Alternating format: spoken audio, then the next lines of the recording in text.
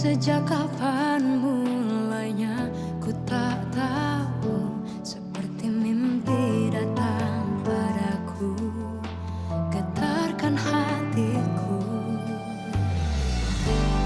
I love you, dengarkah cintaku. Only you, pujaan hatiku. Kau datang bagai angin yang berhembus, merasuk jiwaku, mengisi relung hatiku.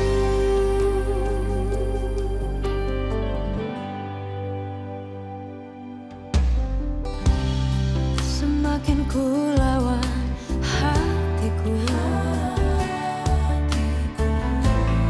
semakin ku tahu ku menginginkanmu.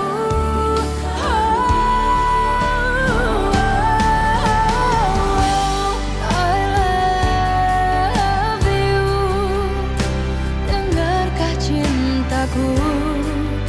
Only you, pujaan hatiku. Kau datang bagai angin yang berhembus, merasuk jiwaku, mengisi relung hatiku. Hatiku selalu bersamamu.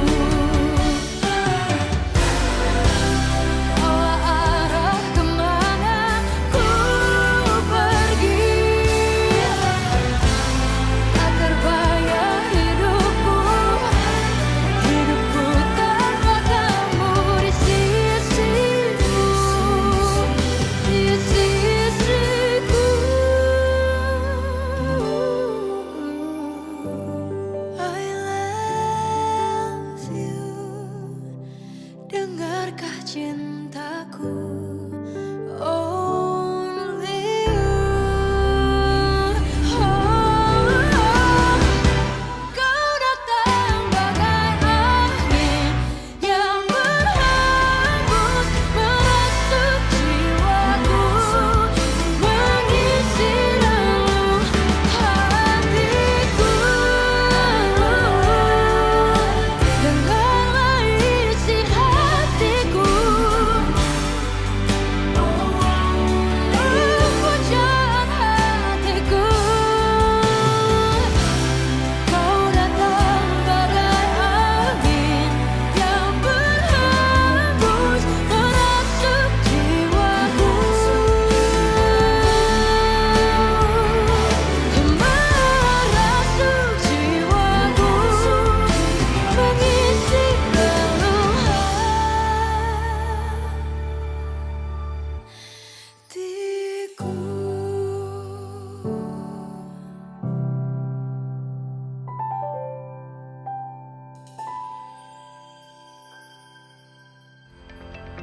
Itu dia single perdana dari Sarah Mukti yang berjudul Isi Hati. Semoga lagu ini dapat mewakili isi hati teman-teman ya. By the way, selamat berjumpa kembali di online experience The City Light pada hari ini. Saya percaya bukan sebuah kebetulan saudara menonton tayangan kita, karena akan ada pesan khusus yang dapat saudara terima. Mari kita siapkan hati untuk mendengarkan pujian dari Cindy Carolina yang berjudul When I Think About the Lord, yang kemudian akan ada ceramah dari papaku Pastor Jason Budi Prasetya. So enjoy.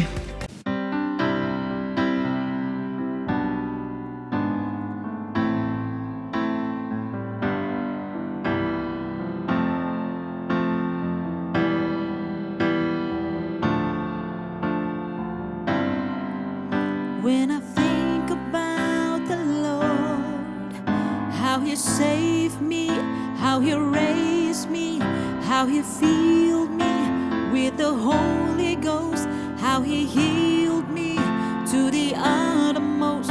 When I think about the Lord, how He picked me up and turned me around, how He placed my feet on solid ground. When I think about the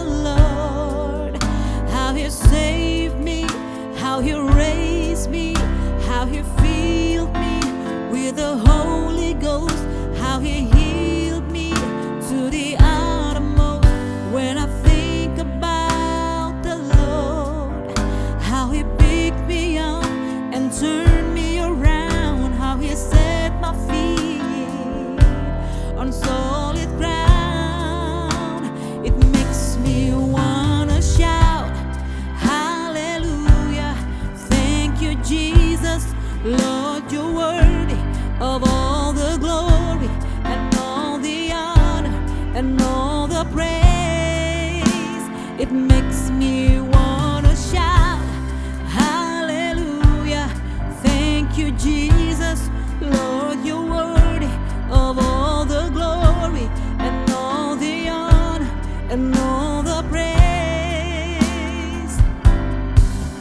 When I think about the Lord, how He saved me, how He raised me, how He filled me with the Holy Ghost, how He healed me to the uttermost. When I think about the Lord, how He picked me up and turned me around, how He set my feet on solid ground, it makes me wanna shout, hallelujah.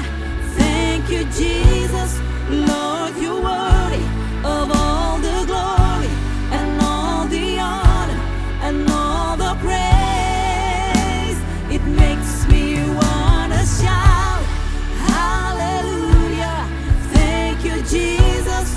Lord, you're worthy of all the glory and all the honor and all the praise. It makes me wanna shout, hallelujah. Thank you, Jesus. Lord, you're worthy of all the glory and all the honor and all the praise. It makes me wanna shout, hallelujah. Thank you, Jesus. Lord, you're worthy of all the glory and all the honor and all the praise. It makes me wanna shout, hallelujah. Thank you, Jesus.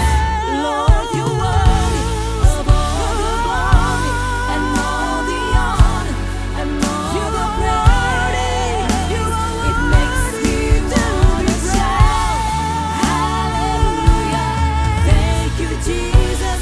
Lord, you're worthy of all the glory and all the honor and all the praise. It makes me wanna shout.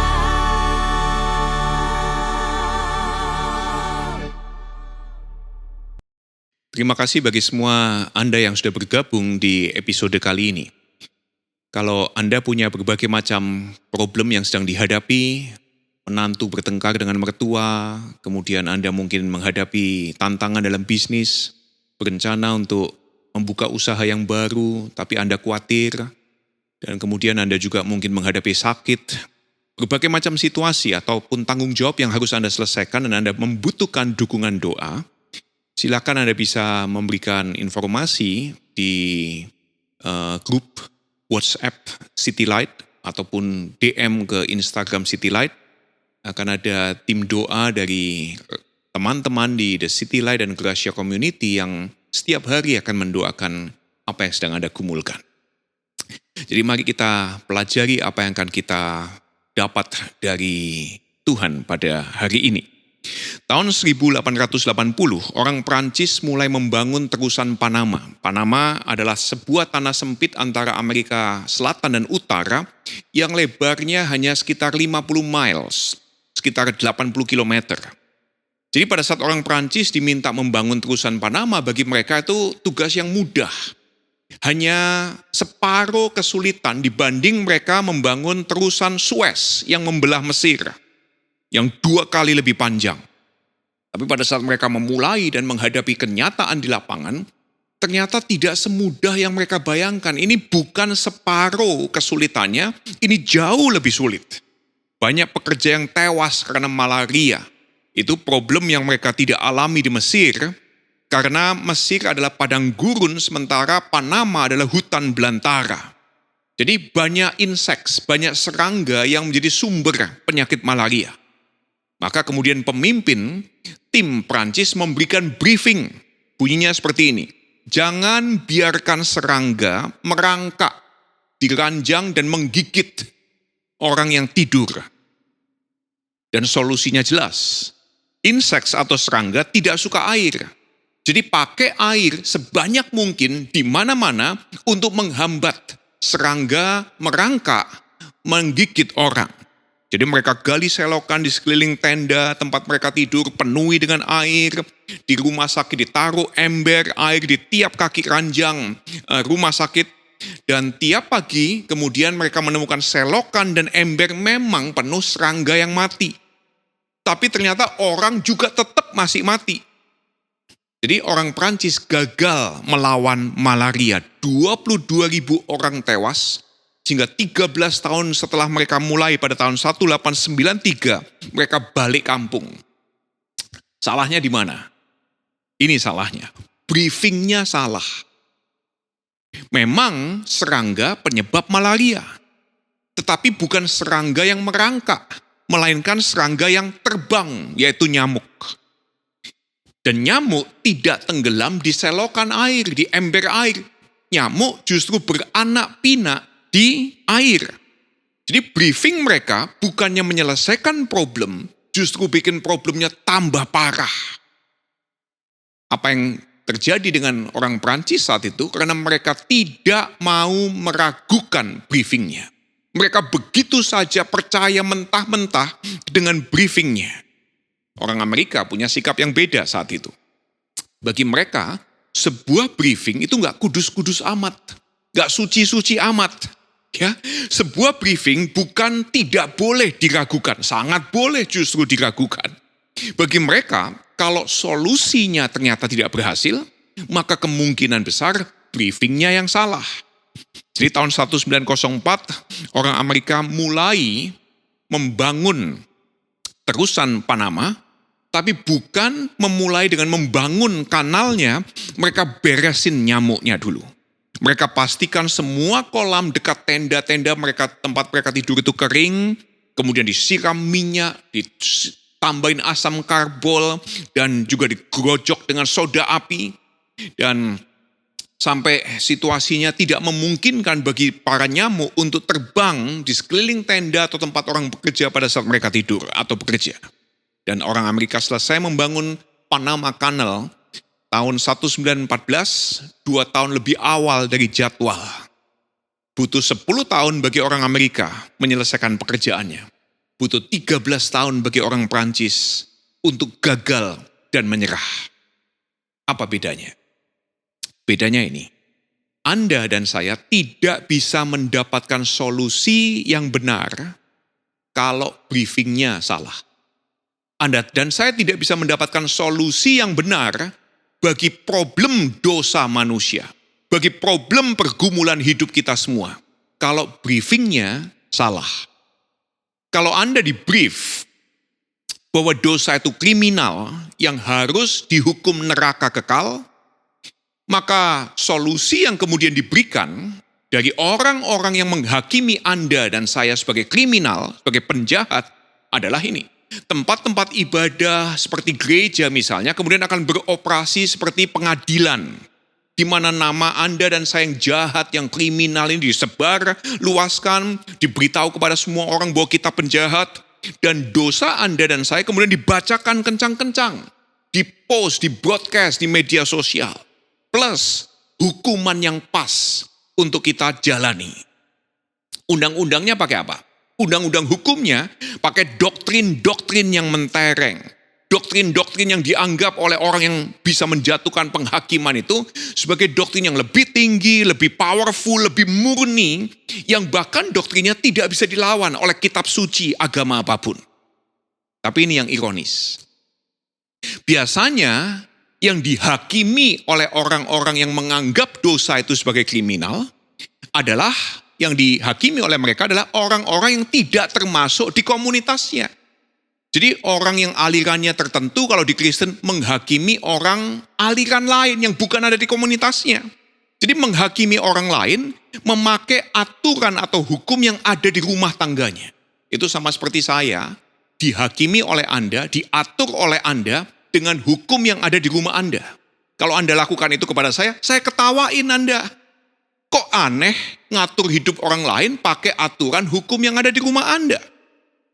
Meskipun saya juga pernah melihat ada seorang gadis hamil di luar nikah dipaksa maju ke depan altar gereja untuk terima, dipermalukan di depan umum, didoakan. Setelah itu bukan cuma diampuni, tapi diekskomunikasi, dilarang dalam setiap aktivitas pelayanan yang ada di gereja tersebut. Saya kenal seorang pemuda yang di blacklist dari sekian puluh gereja karena mainin cewek-cewek di berbagai macam gereja tersebut. Ya, itu karena Anda di brief. Dosa adalah crime, kriminal. Solusinya punishment.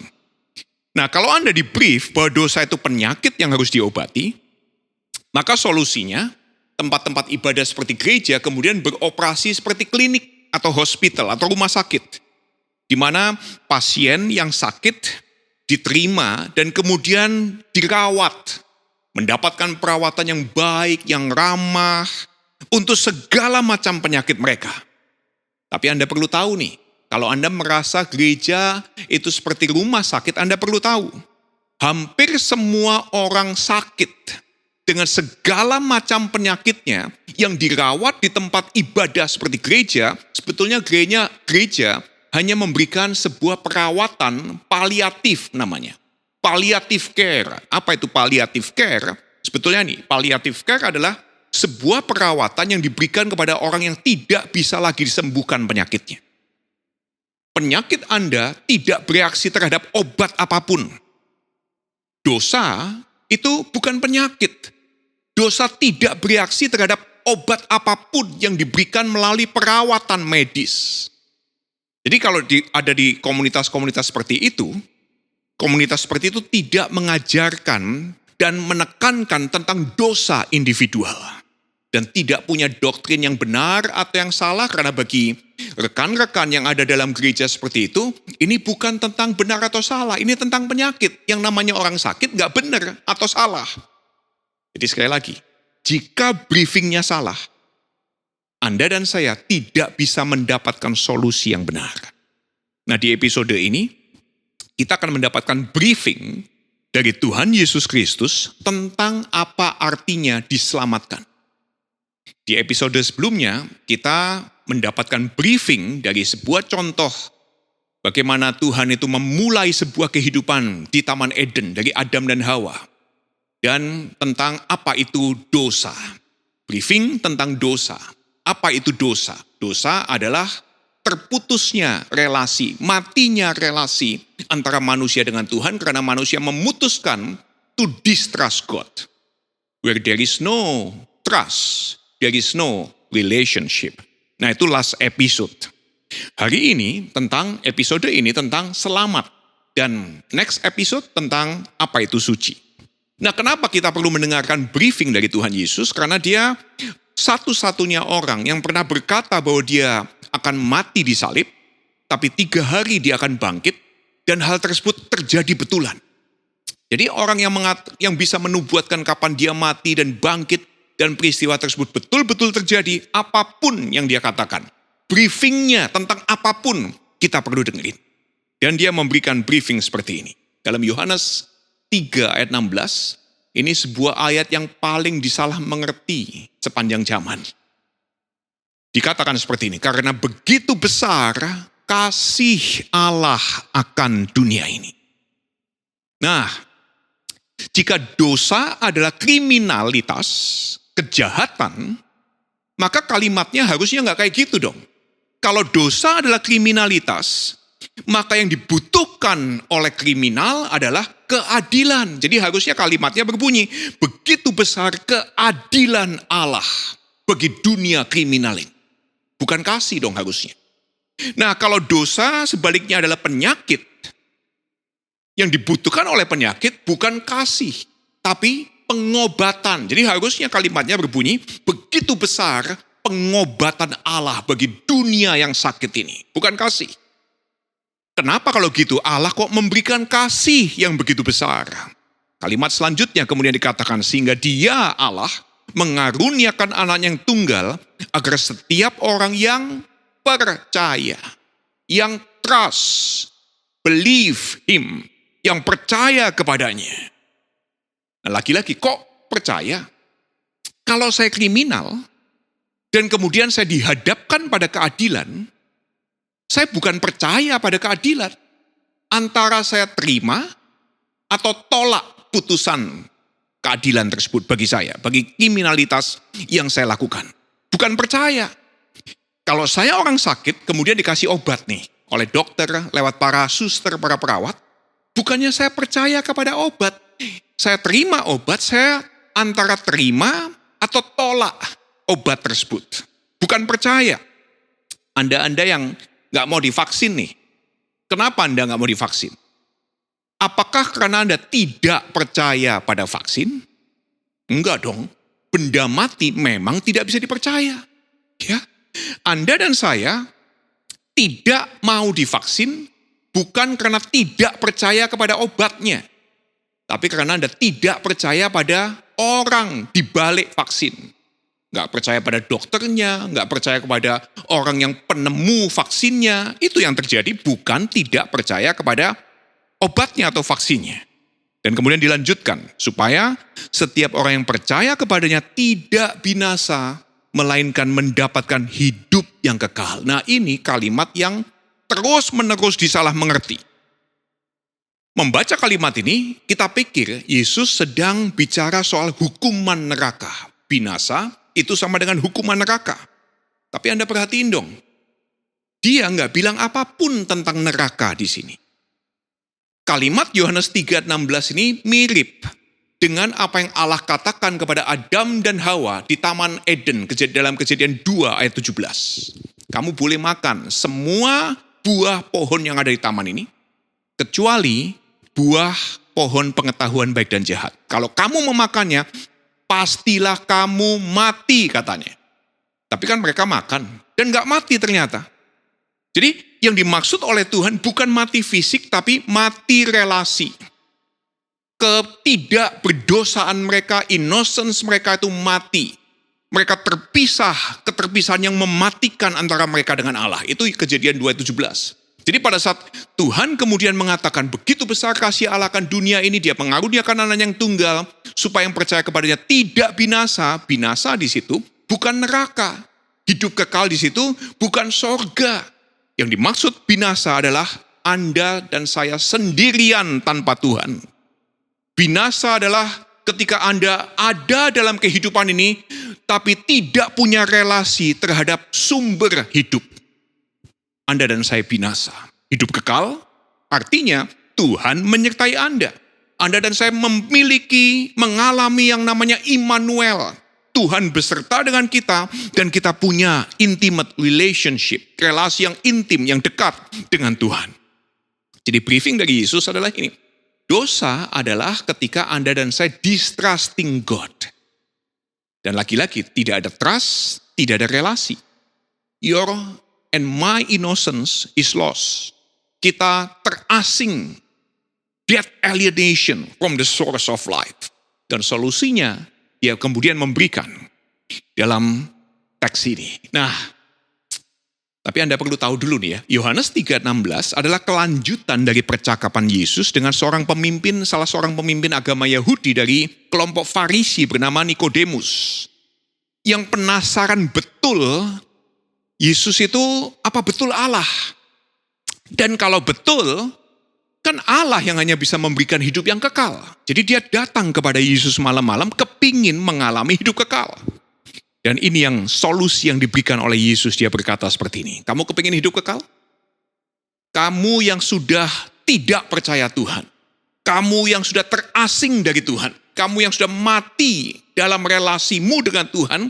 Sekarang kepingin mengalami relasi dengan Tuhan, dia memberikan solusi seperti ini. Tuhan Yesus dalam Yohanes 3:3, aku berkata kepadamu, sesungguhnya jika seorang tidak dilahirkan kembali, dia tidak dapat melihat kerajaan Allah. Nah, penasaran Nikodemus, dia bukan orang bodoh, dia orang pinter. Gimana orang dewasa kok dilahirkan kembali, caranya gimana? Masa masuk lagi ke dalam perut ibu, katanya. Dan ditekankan oleh Tuhan Yesus dalam Yohanes 3:5, aku berkata kepadamu, sesungguhnya jika seorang tidak dilahirkan dari air dan roh, dia tidak dapat masuk dan mengalami kerajaan Allah. Jadi solusi dari Yesus untuk mendapatkan hidup yang kekal, atau hidup kekal seringkali diganti oleh banyak orang Kristen sebagai selamat. Ya. Nah, solusi dari Yesus untuk mendapatkan hidup kekal, dalam pengertiannya dia sebetulnya hidup kekal bukan sekedar selamat, tetapi menikmati relasi yang dekat dengan Tuhan. Itu arti hidup kekal. Dan solusi yang dia berikan adalah dilahirkan lagi. Reborn. Anda perlu reborn, dilahirkan lagi. Jadi solusi dari Yesus bukan bertobatlah, maka Anda akan melihat kerajaan surga. Berimanlah, maka Anda akan melihat. Bukan itu solusi yang dia berikan. Dia berikan solusinya lahir lagi. Jadi kalau Anda mau menikmati kerajaan surga, Anda harus dilahirkan baru. Nah, saya mau tanya nih. Pada saat seseorang lahir, Anda kan lahir semua toh dari perut ibu. Atau Anda sendiri sebagai orang tua punya anak lahir. Nah, saya mau tanya, pada saat seseorang lahir atau anak Anda lahir, sebelum dilahirkan, dia perlu nggak percaya Anda? Anak Anda perlu percaya Anda nggak untuk dilahirkan? Anda sendiri perlu percaya orang tuakah untuk dilahirkan? Enggak. Tidak memerlukan kepercayaan apapun untuk seseorang itu dilahirkan. Ada nggak anak mau lahir dalam kandungan ibu itu ya, 6 bulan, 7 bulan, dia bilang dalam perut ibunya, bilang gini sama papa mamanya, "Papa, mama, aku sudah jadi anak baik kok. Tolong dong lahirkan aku." Gak ada anak seperti itu. Janin ngomong seperti itu. Jadi, untuk dilahirkan tidak memerlukan percayanya Anda. Tidak perlu memerlukan kebaikan Anda. Anak di dalam perut ibu tidak memerlukan bahwa bapak ibunya itu begitu penuh kasih. Gak perlu. Untuk dilahirbarukan, betul-betul total tidak memerlukan usaha Anda. Nah, kalau Anda mungkin merasa, oh nggak benar nih. Kalau dilahirbarukan, itu identik dengan ketika pertama kali Adam diciptakan. Saya juga tanya kalau gitu, pada saat Adam diciptakan atau manusia pertama diciptakan, dilahirkan, diciptakan saat itu. Sebelum diciptakan, perlu nggak dia percaya kepada Allah? Enggak dong. Sebelumnya nggak ada apa-apa. Ya, apakah dia perlu berubah jadi lebih baik? Enggak dong. Ya. Jadi, pada saat Anda tidak mempercayai Tuhan, relasi mati, innocence is lost, Anda dan saya mengalami death alienation, nothing we can do to be saved. Nothing we can do to experience eternal life. Jadi untuk menghidupkan yang mati, total karya anugerah Tuhan. Anda percaya, Anda taat, Anda baik, itu semua tidak punya kontribusi apapun untuk proses Anda dan saya dilahirbarukan. Jadi pertanyaan selanjutnya adalah ini. Kapan Anda tahu kalau Anda sudah lahir? Ya dong, berarti kita perlu tahu kapan saya sudah lahir baru kalau gitu. Tanya aja, kapan Anda dan saya sadar kita sudah dilahirkan oleh ibu kita? Atau tanya kepada anak Anda yang baru lahir nih, 1 bulan yang lalu. Kapan sih kamu tahu bahwa kamu sudah lahir? Ya, dan saya sudah cek kesekian puluh orang, hampir tidak pernah ada orang, bahkan mungkin bukan hampir, tidak pernah ada orang yang pernah ingat menit-menit pertama, jam-jam pertama, hari-hari pertama, bahkan minggu-minggu pertama, sejak mereka keluar dari perut ibu dilahirkan. Nggak ada yang ingat. Ya, tapi pertanyaannya gini, apakah kalau Anda dan saya tidak ingat hari, jam, dan hari-hari pertama Anda dilahirkan, kita tidak tahu kita sudah lahir? Kapan seorang tahu dirinya sudah dilahirkan? Pada saat ini. Pada saat seorang lahir, bayi lahir, begitu keluar dari perut ibu, dari kandungan ibu, nangis dia. Kenapa kok bayi, semua bayi nangis? Ada yang suaranya kenceng, ada yang suaranya nggak kenceng, yang tangisannya nggak kenceng, ada juga yang karena gangguan pertumbuhan organ-organ tubuh yang lainnya, sehingga pada saat dia keluar dari kandungan ibu, suara nangisnya nggak kedengeran. Tapi semua bayi nangis. Nah, apa artinya bayi nangis? Artinya ini, dia baru tahu dia dilahirkan. Tiba-tiba dia merasakan dingin. Dinginnya udara, dinginnya air, dinginnya angin. Tiba-tiba dia merasa takut, gelisah, sendirian, tidak nyaman, bingung, lapar. Matanya masih tertutup dan dia belum bisa merespons cahaya. Tapi suasana sebelumnya kan tenang, hangat, makan kapanpun tersedia bagi dia. Tiba-tiba sekarang dia merasakan dinginnya kehidupan, tidak nyaman, kebingungan, kelaparan. Nah, itu analogi yang sangat baik yang Tuhan Yesus berikan untuk menunjukkan bagaimana Anda dan saya diselamatkan, dilahirbarukan. Jadi iman kemudian dianugerahkan Tuhan bersamaan ketika Anda dilahirbarukan. Yang begitu Anda dan saya lahir dalam keadaan takut, khawatir, cemas, bingung, galau, masih blind, itu momen Anda dan saya mulai exercise iman yang Tuhan anugerahkan untuk menghadapi kehidupan ini. Ya, lagi-lagi mirip seperti anak yang begitu lahir, dia mulai exercise rasa percayanya kepada orang yang gantiin popoknya. Kepada orang yang memberi dia makan, bahwa yang memberi dia makan tidak akan memberikan makanan beracun. Bahwa kalau dia nangis, itu akan diganti dengan popok yang hangat. Kalau dia dibawa ke dokter untuk vaksin, meskipun dia merasakan sakitnya jarum suntik, itu bukan untuk membunuh dia. Dia exercise imannya untuk percaya pada orang-orang di sekelilingnya bahwa mereka adalah orang-orang yang akan memperdulikan dia. Akan membuat dia melihat dunia yang begitu ajaib. Jadi ini bottom line hari ini. Dengan melahirbarukan kebebasan kita untuk memilih. Allah melahirbarukan gambar dirinya di dalam kita. Ada seorang pengamat namanya Marius von Sanden. Dia menulis sebuah buku judulnya Space and Sight. Cerita tentang bagaimana orang-orang pertama yang mengalami buta sejak lahir kemudian sukses dioperasi katarak. Nah, semua orang itu buta dari lahir. Pada saat mereka berhasil dioperasi, mata mereka bisa melihat. Tiba-tiba mereka bisa melihat yang tidak pernah mereka lihat. Dan kemudian mereka diwawancara tentang apa yang mereka alami. Dan kisah-kisah mereka itu begitu aneh dan menyentuh.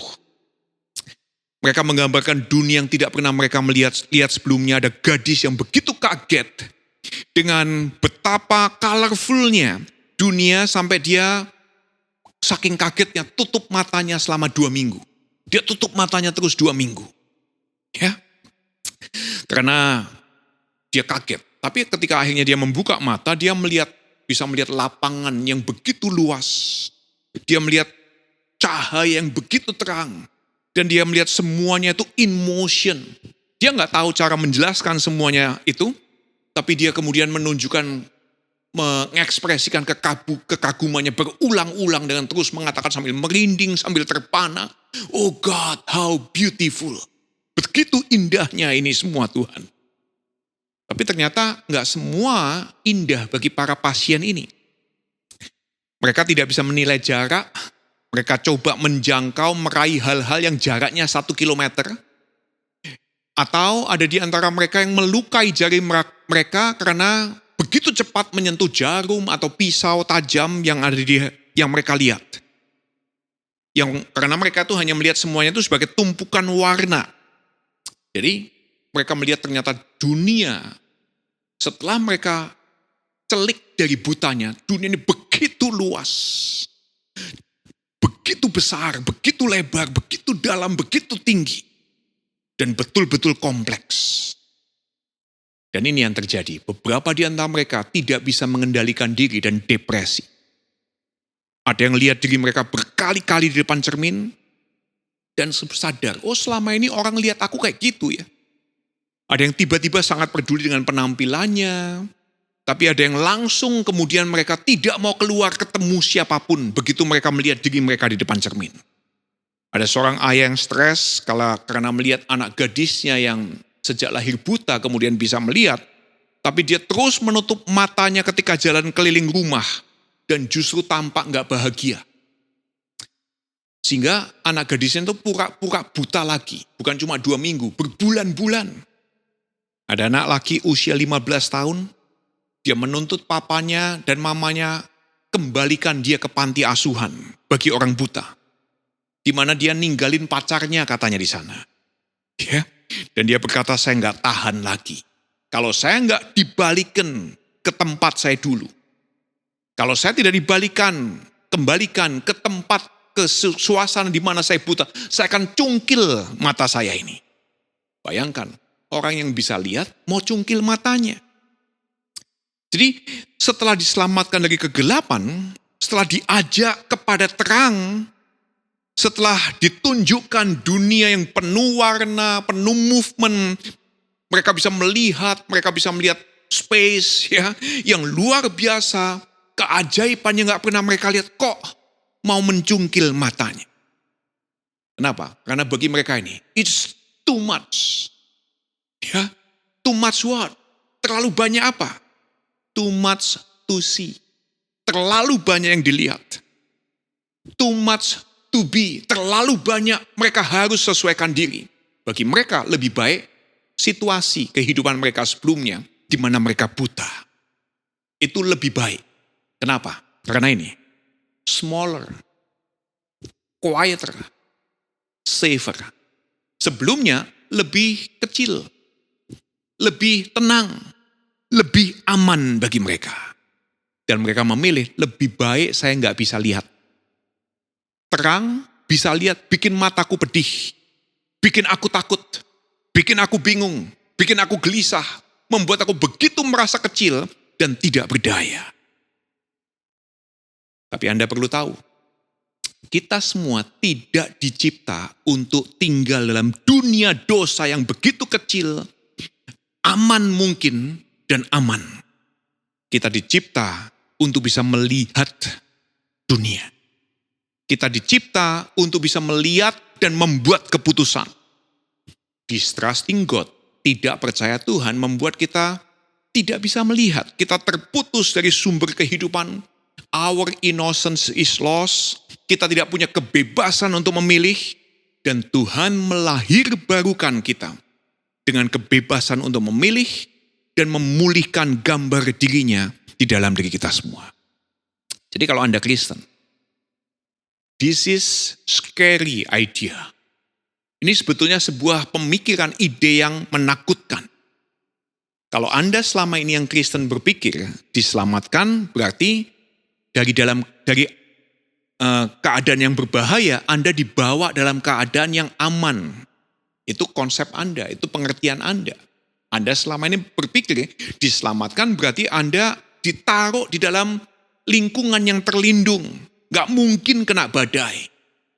Tapi kalau Anda melihat contoh-contoh di Alkitab, justru menunjukkan orang-orang yang diselamatkan, orang-orang yang dilahirbarukan, mereka justru dilahirbarukan untuk melihat dan mengalami dunia kerajaan Allah yang penuh hal tidak terduga, yang penuh badai, yang penuh dengan kekacauan. Seperti Anda melihat tontonan di luar planet bumi. Kalau Anda melihat kosmis, itu seperti kekacauan yang luar biasa. Hasil-hasil video pesawat ruang angkasa tentang kosmis menunjukkan ada kekacauan, ada badai di ruang angkasa yang Anda tidak pernah bayangkan. Tapi itu analogi seperti apa dunia kerajaan Allah. Anda melihat semua keajaiban dunia kerajaan Allah. Dan melihat semua keajaiban tersebut memang akan memberikan kepada Anda dan saya pilihan. Apakah Anda memilih untuk percaya Tuhan atau Anda pilih jadi mau kayak Tuhan? Jadi bagi Anda yang Kristen, this is scary idea. Keselamatan bukan Anda kemudian diaman-amankan, tapi Anda justru dibukakan mata Anda yang dulunya tidak melihat dan melihat dunia yang luar biasa dari kerajaan Allah. Anda punya kebebasan untuk memilih. Bagi Anda semua, yang Kristen maupun yang bukan Kristen. Kalau Anda merasa takut, Anda merasa gentar menghadapi pandemi seperti ini, Anda merasa bingung menghadapi masa depan yang gak jelas, bagi Anda this is too much to see. Too much unpredictable stuff. Ada banyak hal yang tidak terduga. Anda bahkan melihat situasi kehidupan ini merasa lapar, merasa dingin, merasa gentar. Anda juga bingung apakah Anda bisa percaya teman Anda percaya suami Anda, apakah Anda bisa percaya pendeta Anda. Saya mau kasih Anda tahu, that's a good sign. Itu justru tanda yang bagus, yang baik, bahwa Anda sudah dilahirbarukan. Jadi pada saat Anda sudah dilahirbarukan menghadapi semua hal yang tidak jelas seperti itu, that's the moment. Itu momen Anda justru exercise sebagai gambar diri Allah yang punya freedom to choose, punya kebebasan untuk memilih. Kalau Anda adalah seorang addict, orang yang kecanduan dengan berbagai macam hal, atau Anda punya kebiasaan-kebiasaan lama yang Anda tidak suka, tiba-tiba Anda merasa seperti ini. Gue mau stop deh. Tapi kok gak bisa ya? Gue mau berubah nih dari kebiasaan lama. Tapi kejebak terus. Gue tahu yang gue lakuin ini salah. Harusnya gak kayak begini nih. Harusnya saya gak ninggalkan pasangan.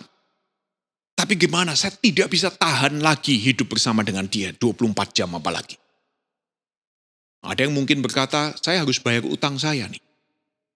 Karena saya sudah bikin kacau balau pertemanan. Nah, semua kesadaran, semua ungkapan tersebut itu tanda yang sangat baik. Kenapa? Itu tanda Anda mulai merasakan Anda sudah dilahirbarukan. Anda merasakan dinginnya angin hidup, bingungnya kehidupan. Anda sudah lahir baru. Apa yang akan Anda lakukan sekarang setelah Anda sadar Anda salah? Anda perlu bereskan, Anda perlu berhenti. Apa yang akan Anda lakukan dengan kebebasan tersebut untuk memilih dan memutuskan? Bagi para youth, teenagers, youth, yang pada saat mau ujian itu takut, gelisah, kepingin nangis, tidak merasa mampu.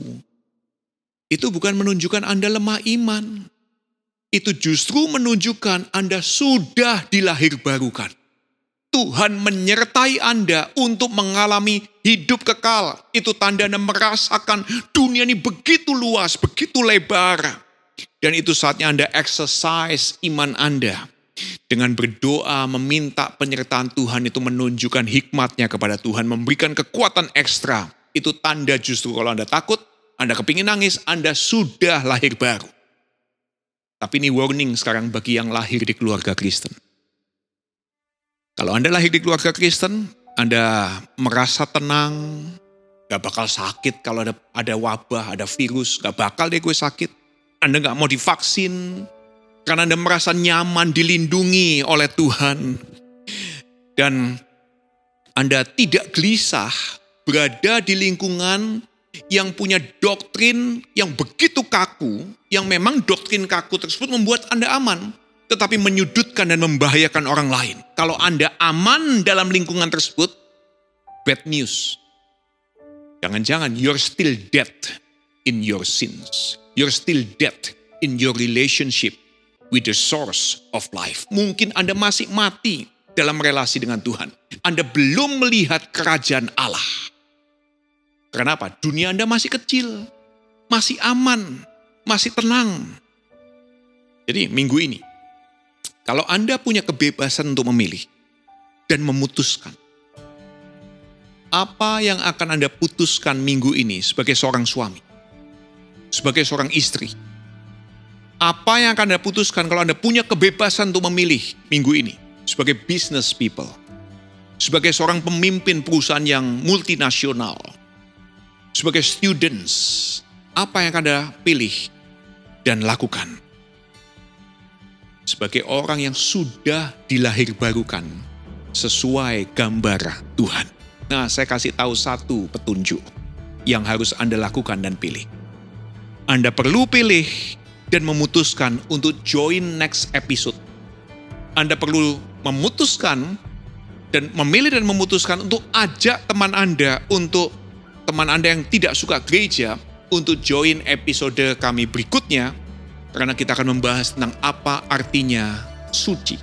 Disucikan, suci apa artinya itu. Tuhan berkati kita semua. Mari kita berdoa. Kami berterima kasih untuk briefing yang Tuhan Yesus berikan lewat Yohanes. Bahwa pada saat kami tidak percaya Tuhan, kami mengalami yang namanya kematian relasi. Dan kematian relasi tidak bisa kami kerjakan untuk menghidupkannya.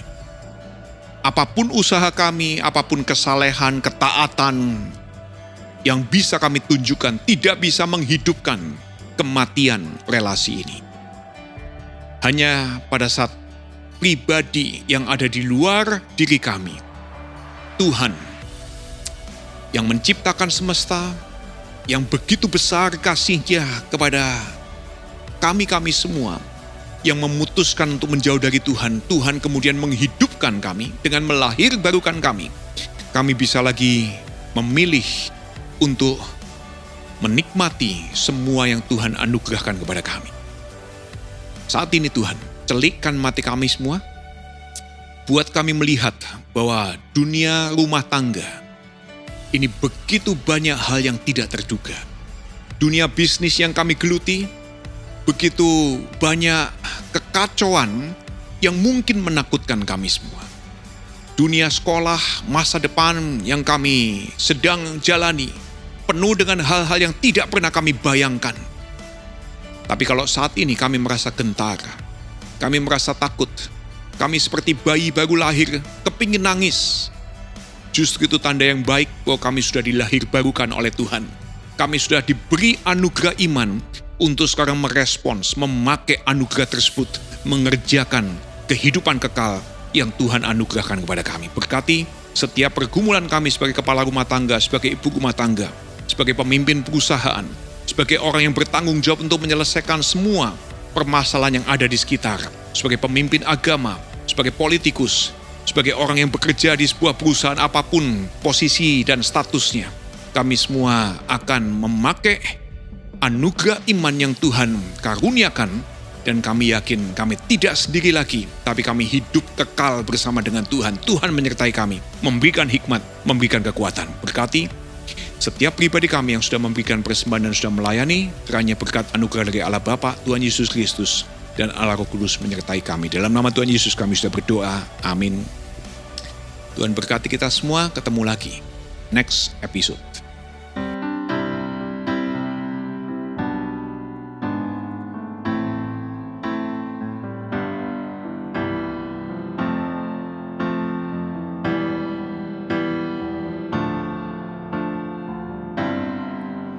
When I think about the Lord, how He saved me, how He raised me, how He filled me with the Holy Ghost, how He healed me to the uttermost.